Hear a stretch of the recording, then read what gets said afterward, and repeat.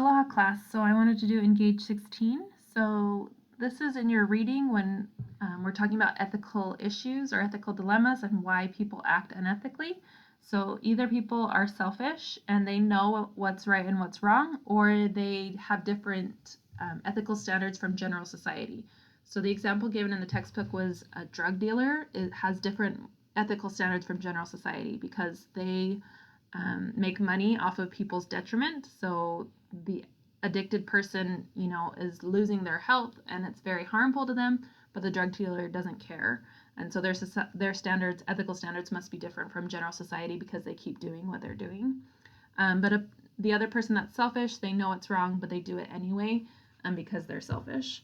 So finding a briefcase with $1,000 in it and proceeding to take the money secretly is an example of a person who had different ethical standards from general society. So because they're taking it secretly, that would be a person acting selfishly. So this would be false. Because there's shame and there's being secret, they're being selfish. They know it's wrong and they're being selfish. A person that had different ethical standards from general society would brag about this to all of their friends and say finders keepers, and they would be really brag about it to all their friends, and that would make it different, them have different ethical standards. Everybody falsifies their tax returns, so I can, and it's acceptable behavior. Since it's tax season, but definitely this is a false all the way, just because even if everybody does it doesn't mean that you need to do it, because we're auditors, we have integrity. That's kind of the justifications of ethical values. What if nobody finds out, everybody's doing it, and there's a lot of justifications, but don't do that. So that's false, especially a CPA. That's a discreditable act, and that could suspend your CPA license. So don't do that all the way. The cooling off period is 1 year, and it's when a member of an engagement team has to wait a year before they can be employed at a public company. So as a CEO, controller, CFO, or equivalent position. So the cooling off period is that, if you're on the engagement and they offer you that job, so say you're auditing that company, they offer you the CEO, controller, CFO, or equivalent position, you have to wait a full year before you take that position.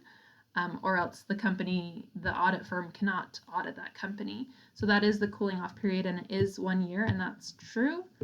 The AICPA Code of Conduct establishes rules of conduct that are enforceable.